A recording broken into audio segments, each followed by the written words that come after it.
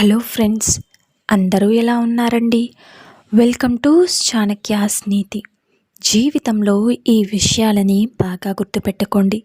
ఏంటి అంటే, సంపాదన లేని అనే దూరం పెడతావు. ఇది లేదు అది లేదు అని ఇష్టం వచ్చినట్టు మాట్లాడితే అనుభవించే తలరాత నీకు ఉంటేనే భర్త సంపాదిస్తున్నాడని మర్చిపోకు. మంచానికి కంచానికి నువ్వు దూరం పెడితే మాట వింటారంటే ఒక మరబొమ్మలా లోటుపాట్లు వదిలేసి ప్రేమగా ఉండి చూడు. నీ మీదే ప్రాణాలు పెట్టుకుని బ్రతుకుతాడు. చెప్పినంత తేలిక కాదని నిన్ను నువ్వు ఎక్కువ చేసుకోకు. బాగా ఆలోచించు. నీలో కూడా ఏ లోటు ఉండదా? ఒక్కసారి ఆలోచించండి. చిన్న చిన్న విషయాలకే విసుక్కుంటే ఎలా? పోనీ పెద్దవాటికైనా విసుక్కోవాలా? ఇంట్లోనే ఉందిగా, పడుంటుందిలే అనుకుంటే ఎలా? ఆడవాళ్ళు విసుక్కోవడం మొదలు పెడితే మగవాళ్ళు బ్రతికుండగానే బ్రతికే దండగా అనిపించేలా చేయగలరు. నిజమే కదండి. అండగా ఉన్నారనే కదా నిన్ను నమ్మి నీ వెంట వచ్చింది. మరి తనకు కష్టం వస్తే ఎవరితో చెప్పాలి? ఇక ఎలా బ్రతకాలి? కొంచెం కష్టంలో అయినా సరే తనకి అండగా ఉండి చూడు. నీకు ఏ కష్టం రానియకుండా చూసే బాధ్యత తనదై ఉంటుంది. కొండంత ప్రేమ ఉంది, అలాగే చీమ తలకాయ అంత చాదస్తం కూడా ఉంది. పాజిటివ్గా ఎంత ఉన్నా భరించే మనసు కొంచెం నెగిటివ్గా కూడా ఆ విధంగా ఉంటే తట్టుకోలేదు. ప్రేమను చూసి చాదస్తాన్ని పక్కన పెడదామంటే కుదరట్లేదు. మనసుకి చాలా కష్టమనిపిస్తుంది. చేయాల్సింది ఒకటే. కొండంత ప్రేమ ఉందంటే కష్టం కలగకుండా చూసే బాధ్యత నీదే. అవతల వారిని బాధపెట్టే చాదస్తం ఎందుకు? తప్పదు. నీ ప్రేమకు అర్థం ఉండాలి. అర్థం లేని చాదస్తాన్ని వదిలేయడమే మంచిది. గుర్తుంచుకోండి, భర్త శారీరకంగా దూరం పెడితే భార్య పడే మానసిక వేదన అంతా ఇంతా కాదు. తనకు బ్రతకడమే దండగా అనిపిస్తుంది. శారీరక బంధంలోనే ఓ మానసిక బంధం ఏర్పడుతుంది. భర్త చిన్నపాటి కౌగిలి తన మానసిక ఒత్తిడిని దూరం చెయ్యగలదు. భర్త మాత్రమే కలిగించే స్వార్థం అది. పిల్లలు పుట్టే వరకు ఇంకా అవసరం లేదు అనుకుంటే పొరపాటే. కొంత వయసొచ్చాక అది శృంగారం కాదు, మానసిక తృప్తిని మర్చిపోకు. ఒక్క విషయం గుర్తుపెట్టుకోండి, ఒకే జోకు 4 సార్లు చెబితే నవ్వొస్తుందా? బోర్ కొడుతుంది. మరి ఒకే సమస్యని, ఒకే కష్టాన్ని పదే పదే గుర్తు చేసుకుని ఏడవడం ఎందుకు? సమస్య లేదా? కష్టం కలిగినప్పుడు దాని మూలాలను అన్వేషించాలి. పరిష్కార మార్గాన్ని వెతుక్కోవాలి. వీలైతే ఆ సమస్య నుంచి ఒక పాఠం నేర్చుకోవాలి. ఆ కష్టాల్ని దూదిపింజలా మార్చాలి. ఎప్పుడైతే సమస్యను నీవు కొండంతగా ఊహించుకుంటావో నీ కొండంత బలం గోరంతవుతుంది. ఎప్పుడైతే సమస్యను నువ్వు గోరంతది అనుకుంటావో నీ గోరంత బలం కొండంతవుతుంది. నిజం ఏదైనా మనం అనుకోవడంలోనే ఉంది. ఇక ఒకరు మనల్ని ఎప్పుడు కోప్పడుతున్నారు, అది చెయ్యకు, ఇది చెయ్యకు, అలా ఉండు, ఇలా ఉండు అని అంటుంటే వాళ్ళకి మనమంటే ఇష్టం లేదేమో అనుకుంటాం.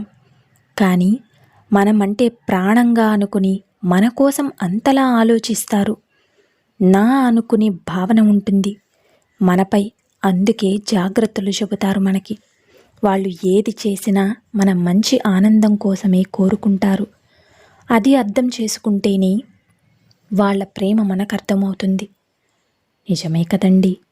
ఎవరైనా చిన్న చిన్న విషయాలకు ఎదుటి వారిపై కోపం ప్రదర్శిస్తుంటే వాళ్ళకి ప్రేమ కావాలని అర్థం. ఒక వ్యక్తి తన తినేదానికన్నా ఎక్కువ తింటున్నారు అంటే వాళ్ళు ఏదో చెప్పలేని బాధలో ఉన్నారని అర్థం. అలాగే ఒక మనిషికి ఎంత బాధ వచ్చినా ఏడుపు రావడం లేదంటే వాళ్ళ బాధను గుండెల్లో దాచుకుంటున్నారని అర్థం. ఒక వ్యక్తి మాటి మాటికి ప్రతి చిన్న విషయానికి నవ్వుతున్నాడంటే వాళ్ళు ఒంటరితనంలో బాధపడుతున్నారు అని అర్థం. ఇక ఒక వ్యక్తి చిన్న చిన్న విషయాలకి ఏడుస్తున్నారంటే వాళ్ళది చాలా మంచి మనసని, వాళ్ళది చిన్నపిల్లల మనస్తత్వమని, కల్మషం లేనివారని అర్థం. ఇలాంటి వారితో మీ జీవితం అనేది సంతోషంగా ఉంటుంది. అనుకోకుండా కొన్ని పరిచయాలు పెరుగుతాయి. అవి స్నేహంగా మారుతాయి. అంతలోనే చిన్నపాటి తొందరపాటు వల్ల ఆ పరిచయాలు మధ్య దూరం పెరుగుతుంది. తెలుసో తెలియకో మన వల్ల ఒక్కోసారి ఇతరులు బాధపడతారు. ఒక్కోసారి దానికి మనం వివరణ ఇచ్చినా కూడా వారికి అర్థం కాక ఏదేదో అనొచ్చు. ఆ సమయంలో మౌనం ఒక్కటే సమాధానం. అలా కాకుండా మాటకు మాట ఇస్తే దూరం పెరుగుతుంది. నిజమే కదండి. మనమంటే ఇష్టం లేని వాళ్ళ దగ్గరికి వెళ్ళి నాతో మాట్లాడు, నాతోనే ఉండని ఎప్పుడూ కూడా అనకండి. నువ్వంటే ఇష్టం ఉంటే నువ్వు తిట్టినా కొట్టినా, నువ్వు ఏం చెప్పినా చెప్పకపోయినా నీతోనే ఉంటారు. నువ్వు అంటే ఇష్టం లేనప్పుడు నువ్వు కాలు పట్టుకున్నా సరే వేస్ట్ అని గుర్తుపెట్టుకో. ఇంత మాత్రం కూడా కనికరం చూపరు.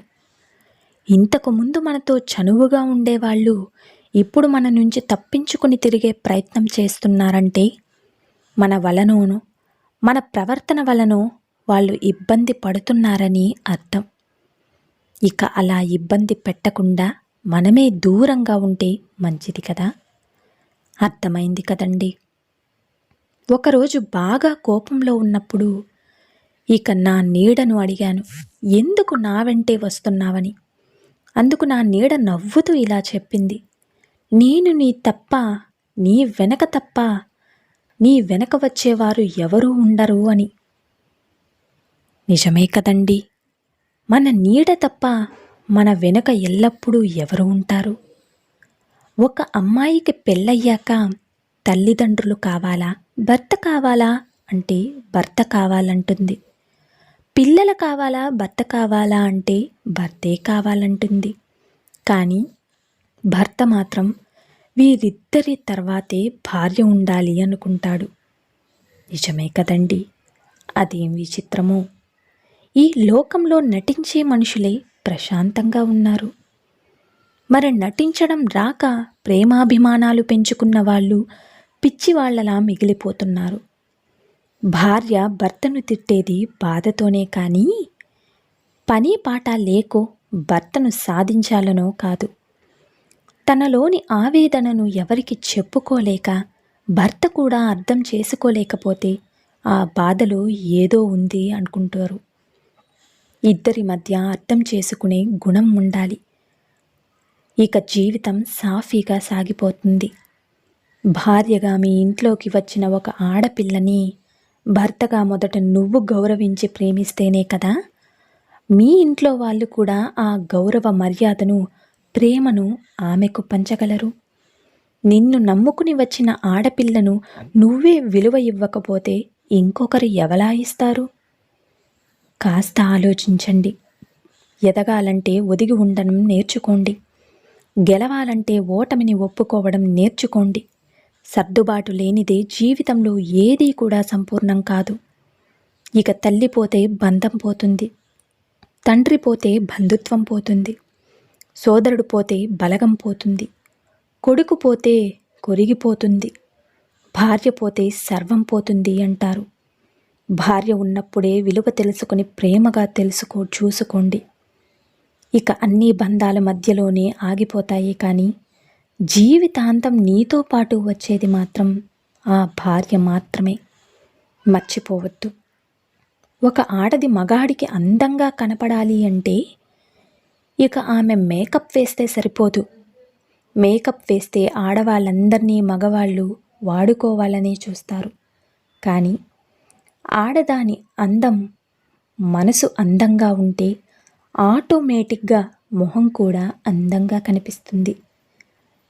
అలాంటి ఆడదాన్ని మగాడు పెళ్లి చేసుకోవాలనుకుంటాడు, ఆరాటపడతాడు.